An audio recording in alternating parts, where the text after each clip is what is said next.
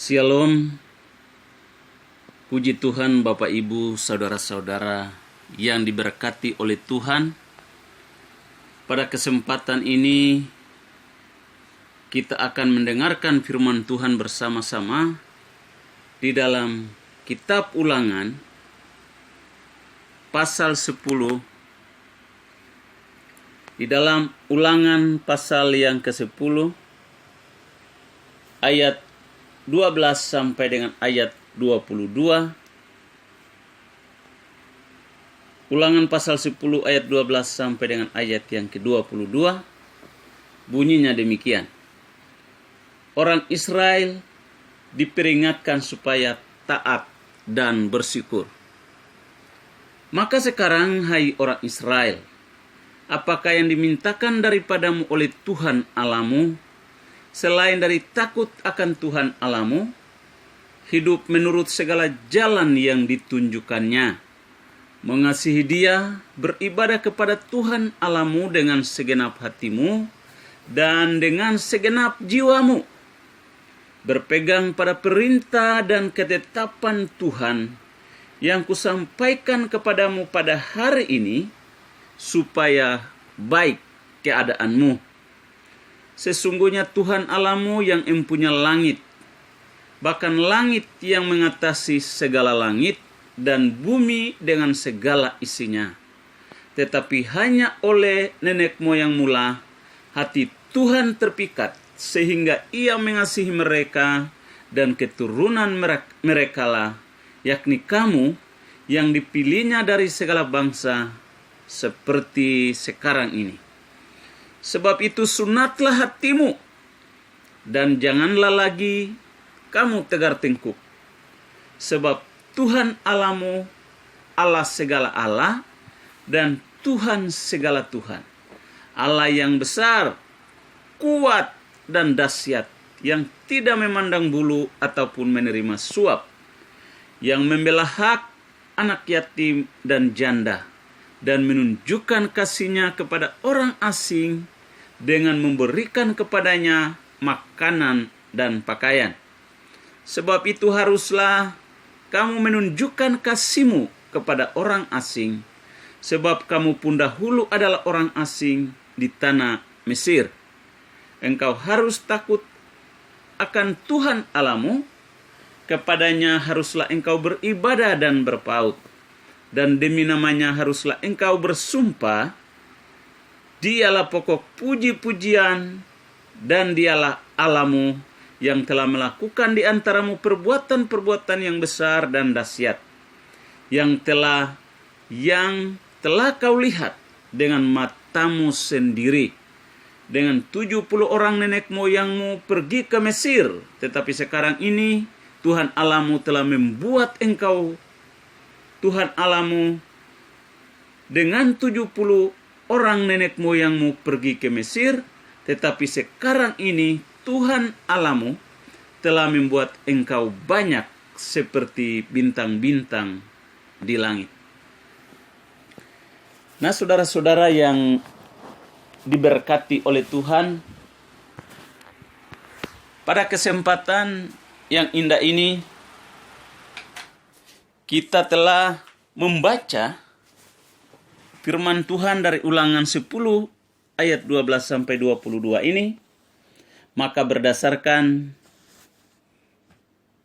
konteks yang telah kita baca, maka tema firman Tuhan yang saya sampaikan pada saat ini adalah hidup yang dikenan Tuhan. Kehidupan yang dikenan Tuhan itu seperti apa? Kehidupan yang dikenan Tuhan yang dapat dijelaskan di dalam pembacaan firman Tuhan yang tadi telah kita baca bersama-sama, maka di situ saya menemukan ada dua hal penting dalam konteks ini yang harus dilakukan agar hidup kita dikenan oleh Tuhan. Perkara yang pertama, hal penting yang pertama yang perlu dilakukan supaya hidup kita dikenan oleh Tuhan adalah ketaatan kepada Tuhan. Berbicara tentang ketaatan tidak segampang yang dibayangkan dengan pikiran kita. Karena ketaatan membutuhkan suatu tindakan, suatu prinsip hidup yang teguh dan kokoh dalam melaksanakan segala hal yang berkaitan dengan ketaatan.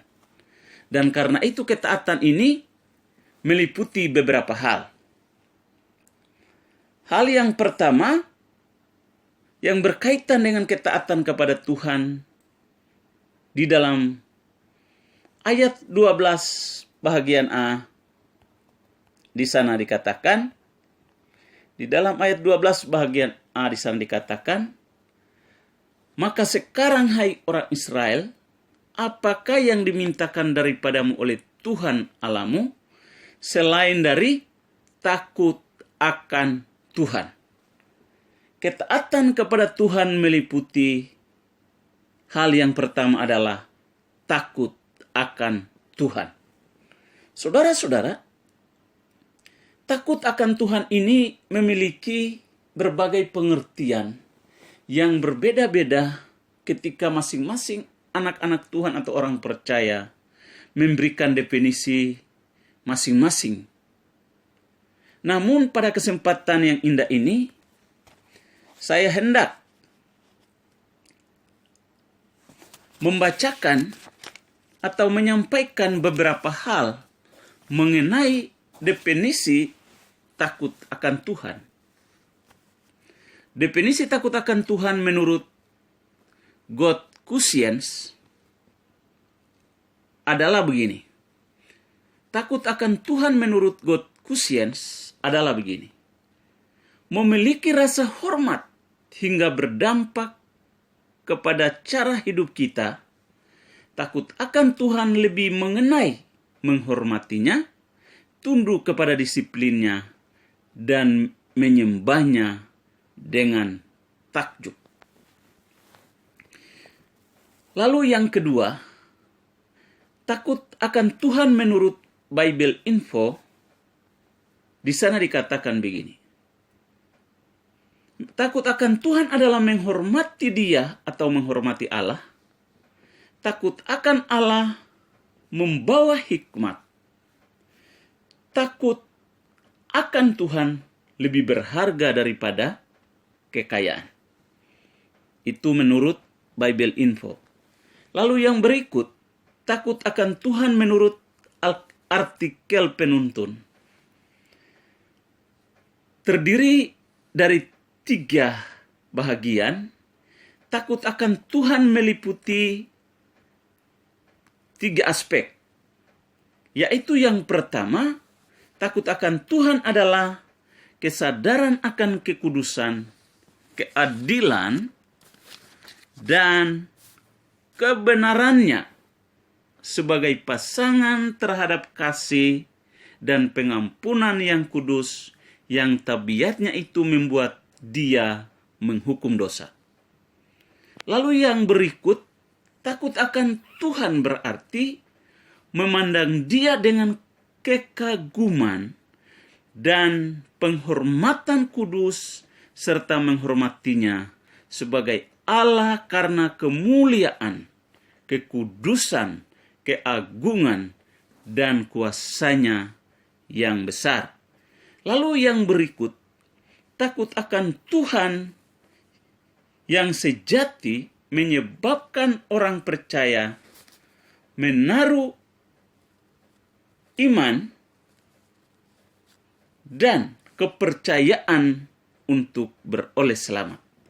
Lalu yang berikut, takut akan Tuhan adalah kesadaran bahwa Dia adalah Allah yang marah terhadap dosa dan berkuasa untuk menghukum mereka yang melanggar hukum-hukumnya dengan adil, baik dengan segera maupun dalam kekekalan. Itu definisi takut akan Tuhan menurut artikel penuntun. Lalu takut akan Tuhan menurut Wikipedia Bahasa Indonesia, di sana dikatakan, takut akan Tuhan menunjuk kepada rasa takut, perasaan hormat, kagum, atau pasrah kepada Tuhan. Ini definisi takut akan Tuhan menurut Wikipedia Bahasa Indonesia. Nah, saudara-saudara yang diberkati oleh Tuhan, dari beberapa definisi yang saya temukan melalui Google ini,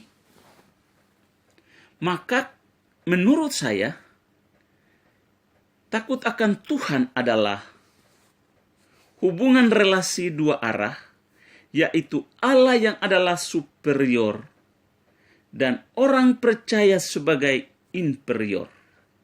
Maka dalam seluruh aspek kehidupan orang percaya harus mutlak menghormati, mengagungkan, menuruti perintah-perintahnya, melakukan kehendaknya, serta tidak mengkhianatinya.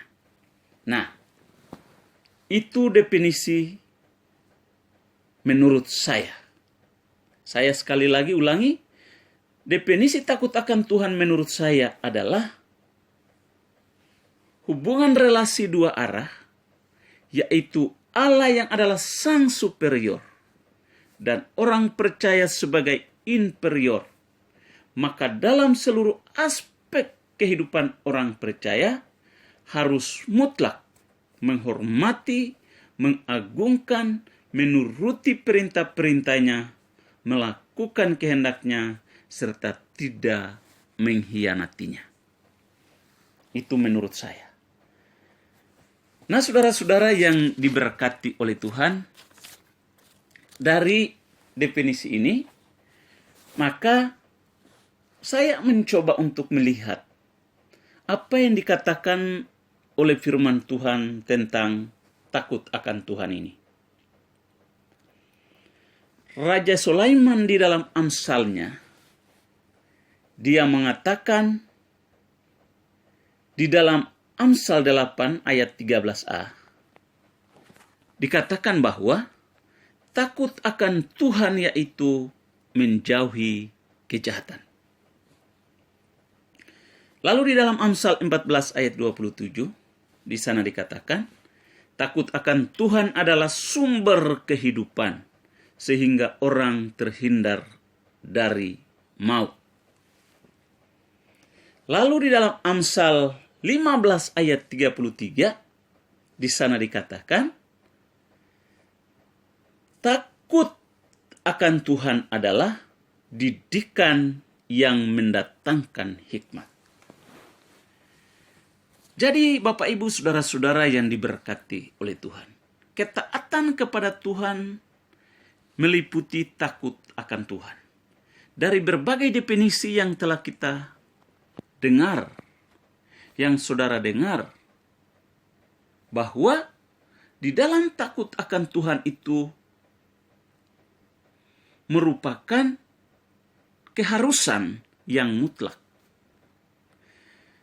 dari pihak orang percaya kepada Tuhan yang adalah pencipta.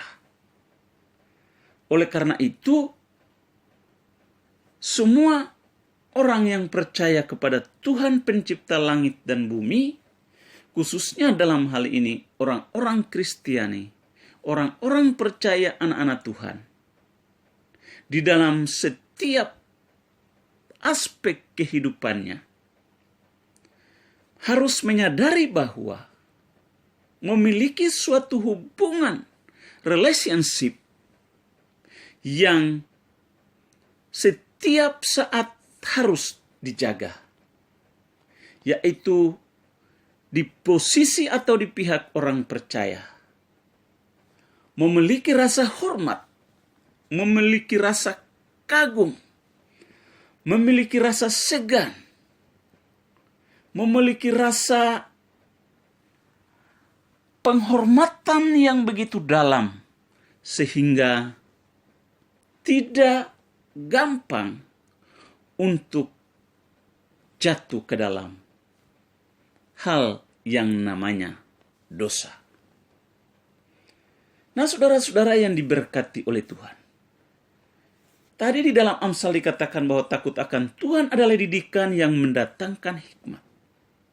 Jadi ketika kita takut akan Tuhan, kita suka dengar firman-Nya, kita suka membaca firman-Nya, kita suka renungkan firman-Nya, maka dengan firman itu kita memperoleh hikmat untuk memanage semua kehidupan kita dari hari ke hari, sehingga kita tidak gampang tergoyahkan, terombang-ambingkan oleh berbagai ujian, oleh rayuan-rayuan, oleh cobaan-cobaan yang datang menghadang kehidupan kita dari tengah-tengah dunia ini. Nah, saudara-saudara, takut akan Tuhan juga meliputi menjauhi kejahatan. Orang yang benar takut akan Tuhan oleh karena hubungan relationship-nya baik. Dia memiliki hubungan yang intim dengan Tuhan setiap saat, setiap detik, sehingga setitik kejahatan tidak diizinkan untuk masuk di dalam perasaannya, di dalam pikirannya, bahkan di dalam hatinya. Karena apa? Kita orang percaya, kita semua manusia di dunia ini adalah manusia berdosa. Dan karena keberdosaan itulah dapat dengan mudah kita diombang-ambingkan oleh rupa-rupa ujian dan pencobaan. Karena itu milikilah hidup yang benar-benar takut akan Tuhan. Karena dengan takut akan Tuhan, maka didapati oleh Tuhan kita ini taat kepadanya. Lalu bagian yang berikut, ketaatan kepada Tuhan meliputi yang pertama takut akan Tuhan, lalu yang kedua ketaatan kepada Tuhan meliputi hidup menurut jalan yang ditunjukkannya. Hidup menurut jalan yang ditunjukkannya. Di dalam ayat pembacaan kita tadi, di situ dikatakan bahwa hidup menurut segala jalan yang ditunjukkannya. Hidup menurut segala jalan. Artinya kita tidak bisa memilih-milih jalan yang menurut konsep pikiran kita pas. Atau jalan yang menurut konsep akal kita menyenangkan. Atau konsep menurut kita baik. Tetapi kita mencoba mengenakan kacamata Tuhan di dalam kehidupan kita untuk memahami bagaimana menurut segala jalan yang ditunjukkan oleh Tuhan. Saudara-saudara, Bapak Ibu yang diberkati oleh Tuhan.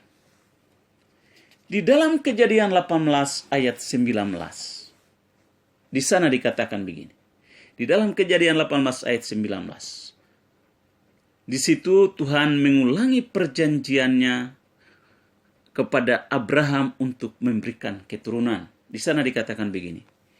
Sebab aku telah memilih dia, Abraham, supaya diperintahkannya kepada anak-anaknya dan kepada keturunannya, supaya tetap hidup menurut jalan yang ditunjukkan Tuhan dan melakukan kebenaran dan keadilan. Dan supaya Tuhan memenuhi kepada Abraham apa yang dijanjikannya kepadanya.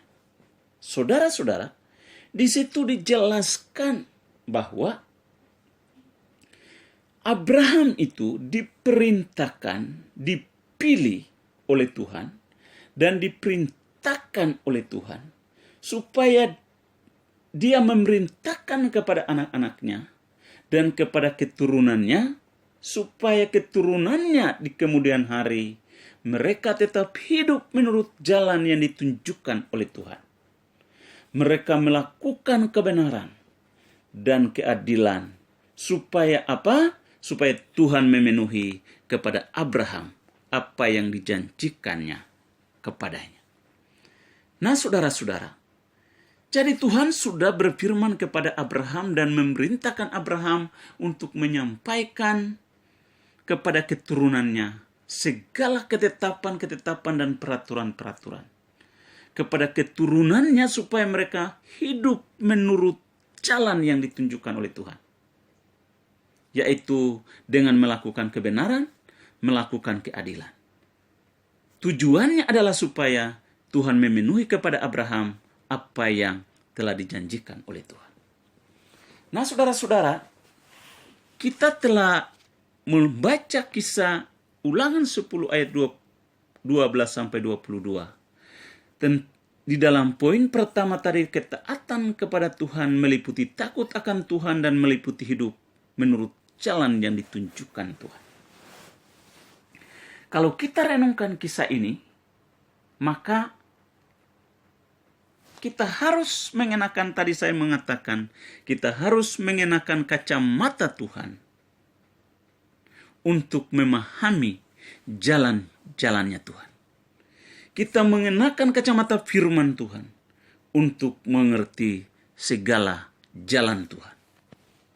Kenapa? Karena kalau kita merenungkan tentang bagaimana Tuhan menuntun bangsa Israel keluar dari tanah perbudakan, yaitu mereka diperbudak di tanah Mesir. Di dalam perbudakan itu mereka menderita luar biasa. Dan akhirnya Tuhan memilih Nabi Musa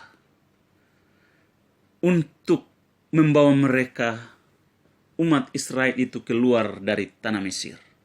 Tetapi ketika kita merenungkan bagaimana perjuangan Musa untuk melakukan apa yang telah ditugaskan oleh Tuhan kepada Musa, membawa umat Israel keluar dari tanah Mesir, bukan perkara semudah membalikkan telapak tangan. Tetapi saudara, membutuhkan suatu perjuangan, membutuhkan suatu pergumulan. Musa membangun sebuah hubungan relationship yang begitu dalam dengan Tuhan. Setiap saat Tuhan berfirman kepada Musa dan memberitahu kepada dia supaya dia pergi dan membawa bangsanya, umat kesayangannya itu, keluar dari perbudakan itu. Nah, saudara-saudara yang diberkati oleh Tuhan, Musa dan Harun berulang-ulang kali menghadap Firaun untuk meminta izin kepada Raja Firaun supaya memberikan izin kepada umat Israel supaya mereka pergi beribadah kepada Tuhan mereka di padang gurun. Tetapi rupa-rupanya kita membaca kisah itu, Raja Firaun hatinya keras, tidak mengizinkan mereka. Sehingga terjadilah tulah lepas tulah. Dari tulah pertama, tulah kedua, tulah ketiga, tulah keempat, tulah kelima, tulah keenam, sampai tulah ke-10. Benar-benar ada begitu banyak keajaiban-keajaiban yang Tuhan lakukan di depan mata Firaun dan semua pegawai-pegawainya. Bahkan semua penduduk Mesir menyaksikan semua peristiwa itu. Tetapi Firaun mengeraskan hatinya. Oleh karena apa? Oleh karena Tuhanlah yang mengeraskan hati Firaun. Supaya Firaun benar-benar insaf. Firaun benar-benar sadar bahwa umat yang sementara ditindas, umat yang sementara diperbudak, umat yang sementara dikerja paksakan, umat yang bekerja paksa rodi, itu adalah umat pilihan Allah, umat pilihan Tuhan dari sekian banyak bangsa di dunia. Nah, saudara-saudara yang dikasihi oleh Tuhan, dan rupa-rupanya sampai kepada tulah yang ke-10, kematian anak-anak sulung semua penduduk Mesir. Mesir meratap begitu luar biasa. Kedengaran dari rumah ke rumah orang-orang Mesir. Mereka meratap, mereka menangis. Ratapan tangisan yang luar biasa memenuhi seluruh negeri Mesir. Dan Firaun berkata, dia memanggil Musa dan Harun dan berkata, pergilah dan bawalah bangsamu itu dan keluar dari negeri kami. Dan apa yang terjadi Bapak Ibu Saudara? Mereka keluar dari Mesir. Dan ketika Tuhan menuntun mereka, sesungguhnya jalan yang ditunjukkan oleh Tuhan adalah jalan yang penuh dengan pergumulan. Mengapa saya katakan jalan yang penuh pergumulan? Karena Alkitab mengatakan bahwa mereka berjalan melalui padang gurun. Bapak Ibu Saudara, mereka berjalan melalui padang gurun dari satu tempat persinggahan ke tempat persinggahan yang lain. Mereka selalu melewati padang gurun. Tidak ada jalan yang aman bagi mereka. Padang gurun yang terlihat adalah kondisi dan keadaan yang kering kerontang. Tidak ada tanda-tanda kehidupan. Secara manusia, pasti bangsa Israel akan berpikir, apakah demikian Tuhan membawa kita keluar dari Mesir untuk mengalami penderitaan seperti ini? Bapak, Ibu, Saudara-saudara, mereka keluar dari satu tempat persinggahan ke tempat persinggahan yang lain. Mereka sampai di Mara air itu rasanya pahit dan mereka tidak bisa minum. Mereka bersungut-sungut dan hampir melempari Musa dengan batu. Dan karena itu Musa berseru kepada Tuhan. Dan Tuhan berfirman kepada Musa. Sehingga dia mengikuti petunjuk Tuhan. Dan kemudian dibuatlah sumur yang di Mara itu. Air yang di Mara itu menjadi manis. Dan bangsa itu minum di sana. Mereka berpindah ke tempat yang lain. Mereka sampai di padang gurun. Satu tempat yang namanya di Elim.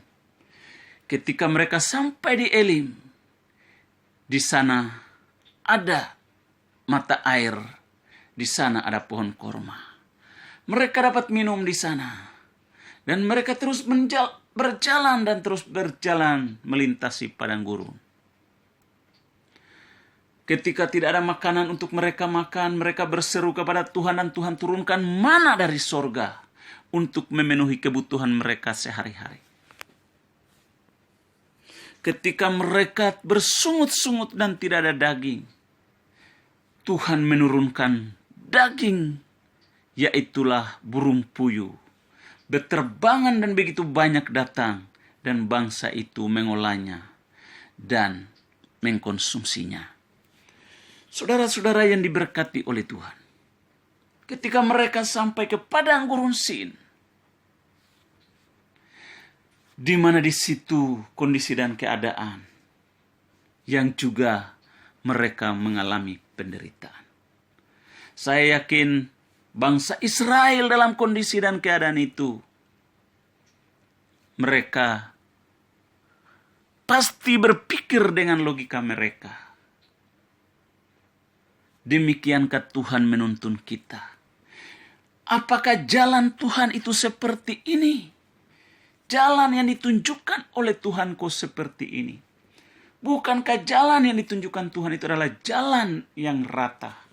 Jalan yang enak? Jalan yang tidak berbatu-batu. Jalan yang tidak berbukit-bukit. Jalan yang tidak berlembah. Tidak, saudara. Mereka melewati padang gurun. Kadang-kadang tempat itu terjal. Ada perbukitan, ada pegunungan. Ada lembah, ada jurang. Ada bebatuan-bebatuan yang besar dan yang kecil. Dan ada padang pasir di sana. mereka setiap saat mereka berjalan berhati-hati. Karena bisa saja terjadi badai pasir sewaktu-waktu. Benar-benar Tuhan menuntun mereka melalui padang gurun. Dan membuat mereka sadar bahwa itulah cara Tuhan menuntun bangsa itu. Padahal di dalam firman Tuhan kita membaca juga bahwa ada jalan yang begitu dekat yang bisa bangsa Israel berjalan keluar dari Mesir sampai masuk tanah Kanaan itu tidak terlampau lama. Tidak sampai 1 bulan mereka bisa masuk tanah Kanaan.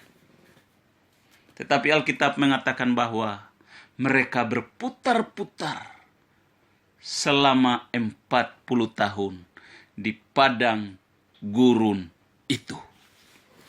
Saudara-saudara yang diberkati oleh Tuhan. Ketika mereka bersampai di padang gurun Sinai, Tuhan berfirman kepada Musa, dan Musa naik ke atas gunung Sinai untuk menerima Taurat Tuhan, untuk menerima hukum Taurat. Dan ketika Musa turun dari gunung Horeb, apa yang terjadi? Terjadi kemurtatan di saat Musa berlama-lamaan di atas gunung Horeb. Bangsa Israel rupa-rupanya mereka telah mendesak Harun untuk membuat Allah yang bisa membawa mereka masuk tanah Kanaan, menggantikan Allah sejati. Mereka mendesak Harun dan akhirnya Harun menyuruh mereka untuk mengumpulkan anting, mengumpulkan gelang emas, mengumpulkan anting dan lain sebagainya. Dan Harun membentuknya dan membuatnya lembu emas. Dan ketika Musa turun dari atas gunung Horeb kurang lebih 40 hari 40 malam di atas gunung Horeb itu. Dan ketika Musa turun, mereka mengelilingi lembu emas itu. Mereka menari-nari, bersukaria, karena mereka berpikir itu sesungguhnya adalah Allah yang sesungguhnya. Musa menjadi marah dan melemparkan 2 lo batu yang berisi hukum Taurat itu. Dan hukum itu, 2 lo batu itu rusak, hancur. Dan pada akhirnya Musa begitu marah. Dan apa yang terjadi? Tuhan menghukum bangsa itu. Dan ribuan orang mati pada saat itu. Tuhan berfirman kepada Musa. Dan Musa kembali naik ke atas gunung Horeb atau gunung Torsina atau gunung Sinai itu. Untuk menerima kembali hukum Taurat untuk kedua kalinya. Dan ketika Musa turun dan membawa hukum Taurat di tangannya, dia memperingatkan umat Israel untuk hidup takut akan Tuhan dan hidup menurut jalan yang ditunjukkannya. Bapak, Ibu, saudara-saudara yang dikasihi oleh Tuhan, jalan yang ditunjukkan oleh Tuhan adalah jalan yang kadang-kadang tidak sesuai dengan konsep pikiran kita. Tidak sesuai dengan maunya kita. Tidak sesuai dengan kehendak kita. Tetapi justru Tuhan lakukan itu karena Tuhan tahu yang terbaik buat kita. Ketika kita merenungkan kisah ini, maka di situ di padang gurun Tuhan menuntun mereka melalui padang gurun. Dan di mana di dalam Keluaran 13 ayat 21 sampai dengan ayat 22. Di sana dijelaskan bahwa Tuhan menuntun umat itu pada siang hari di mana ada tiang awan dan pada malam hari dengan tiang api. Sehingga bangsa itu terus berjalan, mengikuti Tuhan. Bapak, Ibu, Saudara, ketika siang hari tiang awan itu berhenti, bangsa Israel harus berhenti. Mereka memasang kemah mereka. Dan ketika tiang awan itu tiba-tiba bergerak, maka mereka harus mengikuti tiang awan itu. Mereka mempersiapkan perlengkapan mereka, membenahi kemah mereka, dan mereka harus berpindah tempat ke tempat yang lain. Ketika malam hari ada tiang api, dan ketika mereka melihat seandainya tiang awan itu bergerak, tiang api itu bergerak pada malam hari, mereka harus segera membenahi kemah mereka, dan mereka berjalan mengikuti tiang api itu sampai tiang api itu berhenti. Barulah mereka memasang kemah mereka kembali. Saudara-saudara, perjalanan yang tidak mudah dan tidak gampang.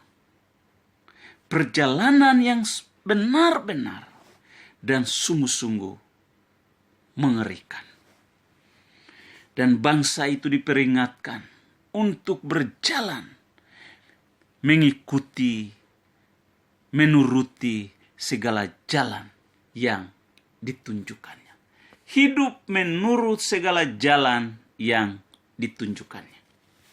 Saudara-saudara yang diberkati oleh Tuhan, di dalam Mazmur 25 ayat 8 sampai 9, di sana dikatakan begini: Tuhan itu baik dan benar, sebab itu Ia menunjukkan jalan kepada orang sesat. Ia membimbing orang-orang yang rendah hati menurut hukum, dan Ia mengajarkan jalannya kepada orang-orang yang rendah hati. Luar biasa. Tuhan mau menunjukkan jalan kepada orang yang sesat.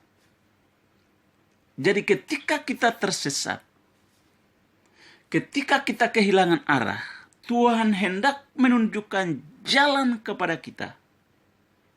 Tetapi apabila kita memiliki hubungan yang intim dengan Tuhan, kita memiliki sebuah hubungan relationship yang dalam dengan Tuhan, kita benar-benar bersama-sama dengan Tuhan, sehingga Dia mau menunjukkan jalan kepada kita ketika kita kehilangan jalan. Ia juga mau membimbing kita. Tetapi apabila kita memiliki kerendahan hati, Tuhan akan membimbing kita menurut hukum-hukum Allah, menurut firman Tuhan. Dia mau membimbing kita apabila kita memiliki kerendahan hati. Ia juga mau mengajarkan jalan-jalannya kepada kita apabila kita mau rendah hati. Pertanyaannya adalah, apakah sampai hari ini kita mau tunduk kepada otoritas Tuhan? Kita mau mengikuti jalan-jalan Tuhan. Pemazmur dia berkata, Tuhan, tunjukkanlah jalanmu kepadaku ya Tuhan. Tuntunlah aku di jalanmu. Bimbinglah aku dan ajarlah aku. Luar biasa. Seorang pemazmur. Nah, kita mengoreksi setiap kehidupan kita. Apakah kita mau menuruti segala jalan ditunjukkan oleh Tuhan kepada kita? Mengikuti jalan Tuhan bukan berarti jalannya instan. Mengikuti jalan Tuhan bukan berarti semua berjalan dengan lancar seperti kendaraan mengikuti jalan tol. Mengikuti Tuhan berarti bukan jalannya itu selamanya enak. Tetapi kadang-kadang Tuhan menuntun saudara dan saya melewati padang gurun. Melewati padang gurun. Melewati kekeringan. Melewati penderitaan. Melewati kesukaran. Melewati kesulitan. Mengalami masalah. Mengalami ujian. Mengalami pencobaan. mengalami sakit penyakit. Dan itu merupakan padang gurun yang sementara mungkin kita jalani. Tetapi janganlah kita bereaksi seperti umat Israel, bersungut-sungut kepada Allah. Tetapi dalam kesemuanya itu, milikilah kerendahan hati. Rendahkanlah dirimu di bawah tangan Tuhan yang kuat. Ikutilah jalan-jalan Tuhan. Karena ada rencana Tuhan yang terbaik, yang hendak direalisasikannya dalam kehidupan kita sebagai anak-anak Tuhan, sebagai orang percaya.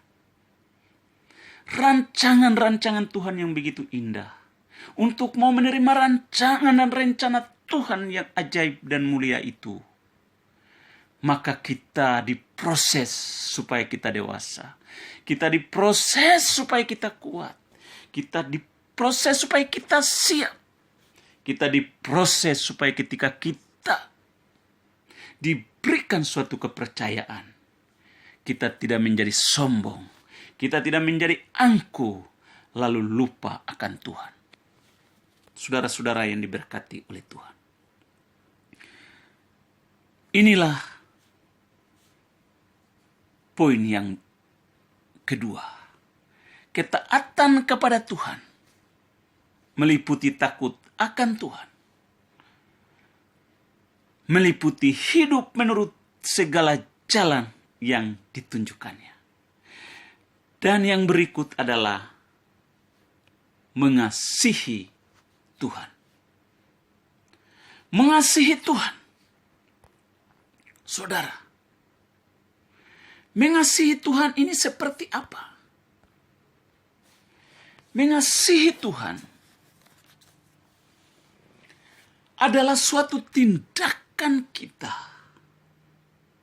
yang meresponi akan kasih Tuhan itu kepada kita.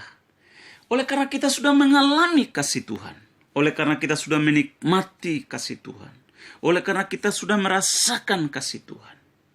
Maka kita juga mau mengasihi Tuhan.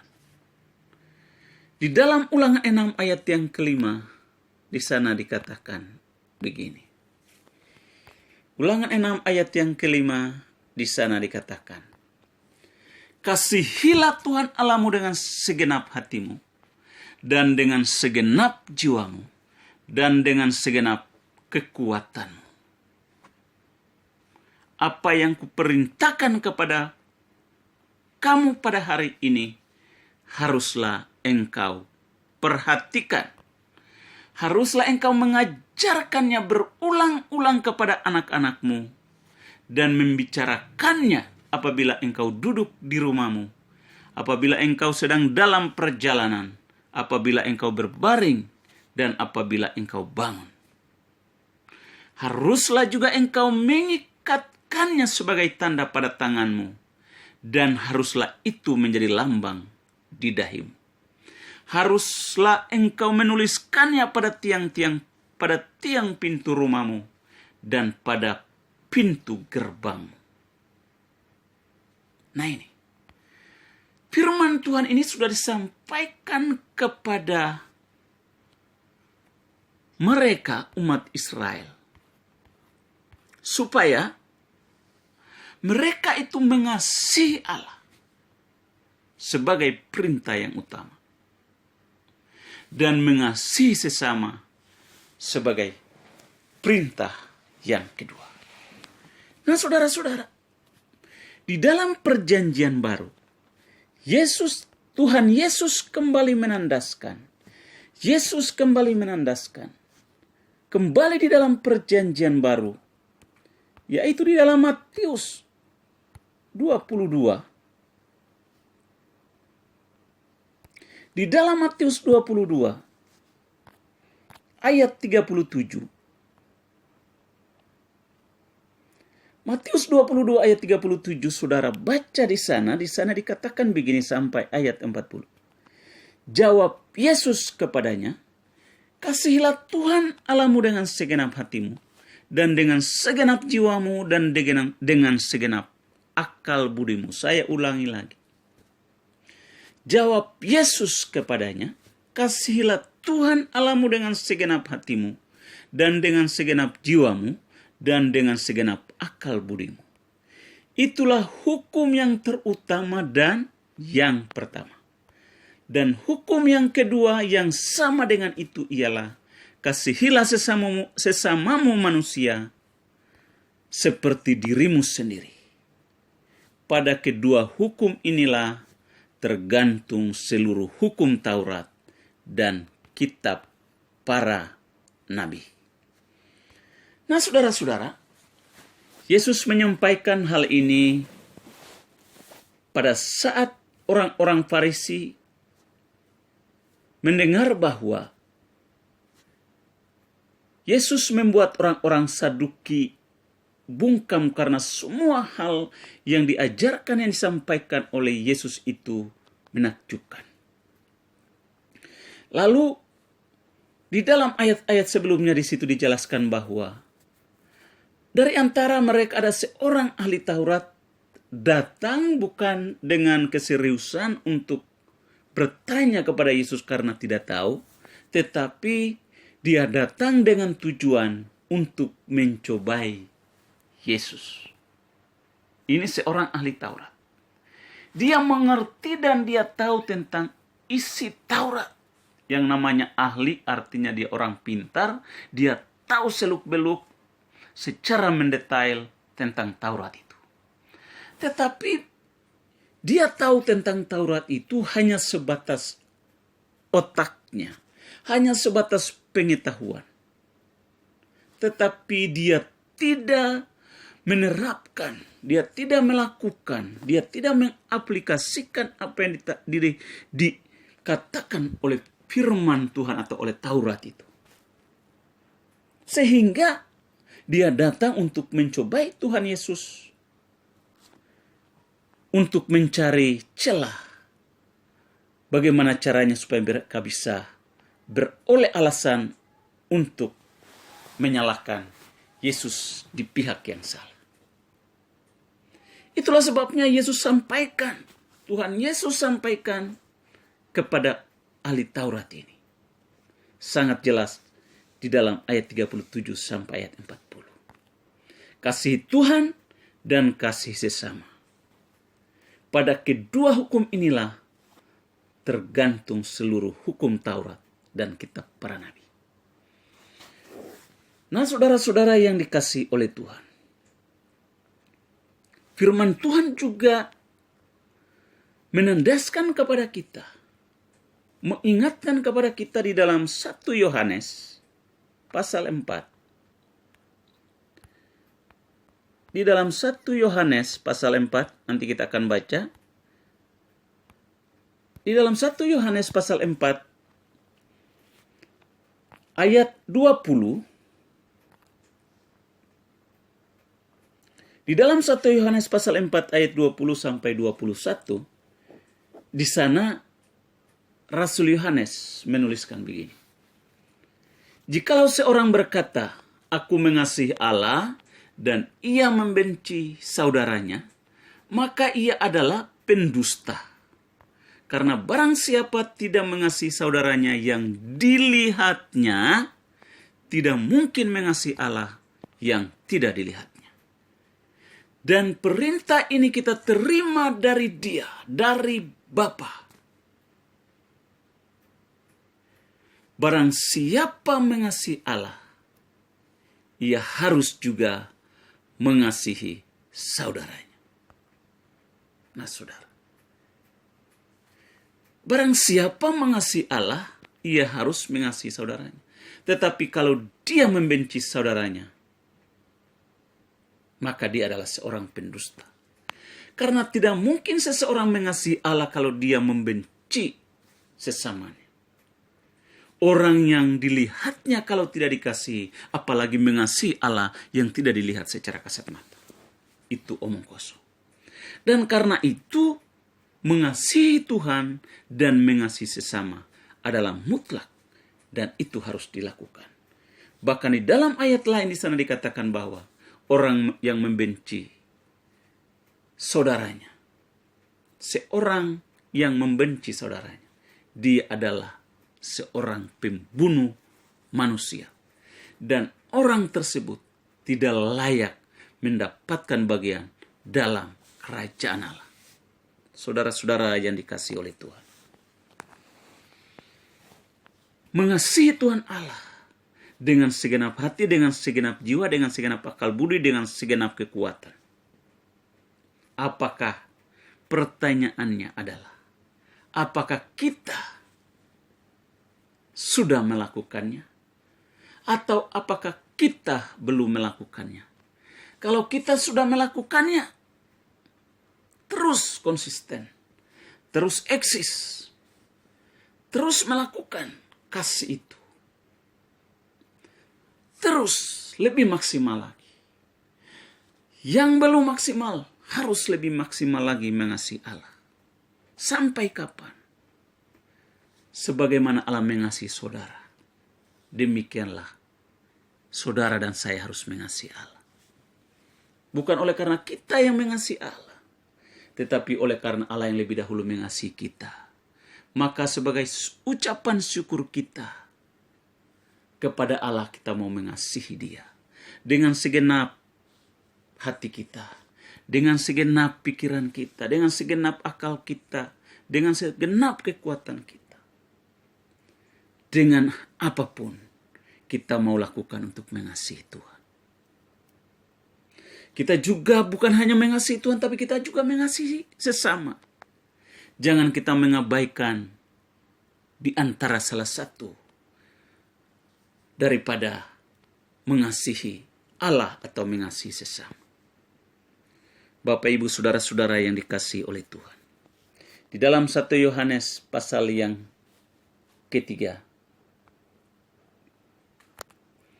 Di dalam 1 Yohanes pasal 3 ayat 15.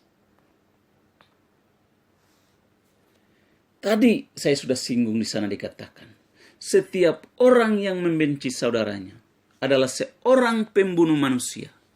Dan kamu tahu bahwa tidak ada seorang pembunuh yang tetap memiliki hidup yang kekal di dalam dirinya. Orang yang membenci saudaranya adalah seorang pembunuh. Alkitab mengatakan tidak memiliki hidup kekal di dalam dirinya. Oleh karena itu Bapak, Ibu, saudara-saudara, jikalau di antara saudara kedapatan melalui firman ini sebagai teguran mungkin buat saudara. Jikalau di antara saudara yang membenci sesama saudara, membenci saudara-saudara yang lain, saudara perlu bereskan. Jangan simpan akar pahit. Jangan simpan kedendaman itu. Jangan simpan kebencian itu. Karena akar pahit itu, karena kebencian itu akan menjadi racun dalam kehidupan saudara. Akan membawa dampak yang buruk dalam kehidupan saudara. Sehingga saudara tidak bisa bersekutu dengan Tuhan. Tidak bisa mengasihi Tuhan. Karena kebencian, karena akar pahit itu mengganjal dalam hati saudara. Firman Tuhan dikatakan di dalam bagian lain. Di sana dikatakan, jikalau engkau hendak mempersembahkan korban, tetapi apabila ada sesuatu yang belum beres terhadap saudaramu, letakkan korbanmu itu, letakkan persembahanmu itu, pulang dan selesaikan, pulang dan bereskan, barulah datang persembahkan persembahanmu atau persembahkan korbanmu itu kepada Tuhan. Percuma kalau kita menyimpan ipuh atau racun, percuma kita menyimpan dendam, percuma kita membenci, percuma kalau kita menyimpan akar pahit. Percuma, saudara, kita beribadah, kita berdoa, kita memuliakan Tuhan, kita melakukan firman-firman Tuhan yang lain. Tetapi kalau kita simpan dendam, dengarkan baik-baik. saudara dalam keadaan sebagai di kedapatan di mata Tuhan, saudara sebagai seorang pembunuh. Dan Alkitab mengatakan, saudara tidak layak memiliki hidup kekal di dalam hidup saudara. Haleluya. Karena itu saudara-saudara yang diberkati oleh Tuhan, melalui pembacaan kita ini, yaitu mengasihi Tuhan, di dalam ketaatan kepada Tuhan, takut akan Tuhan, hidup menurut jalan yang ditunjukkannya, mengasihi Tuhan, dan juga meliputi beribadah kepada Tuhan.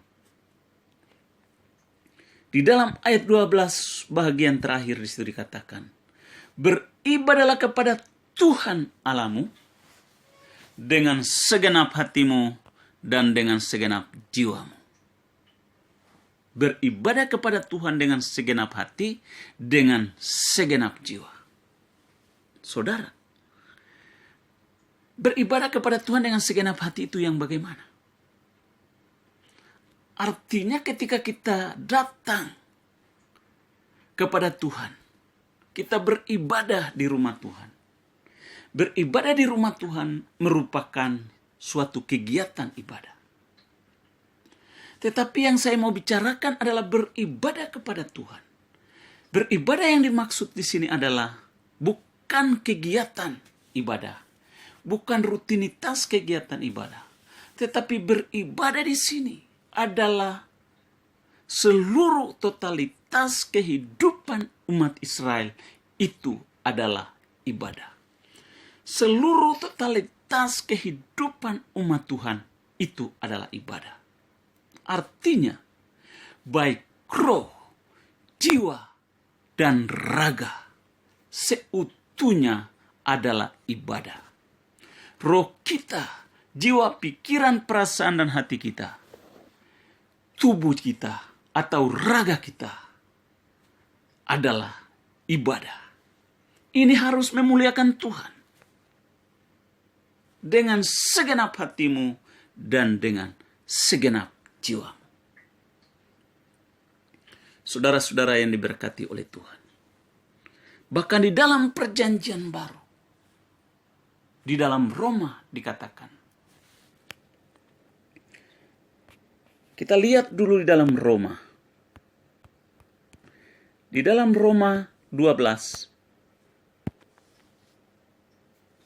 Di dalam Roma 12 ayat 1 dan 2 di sana dikatakan begini.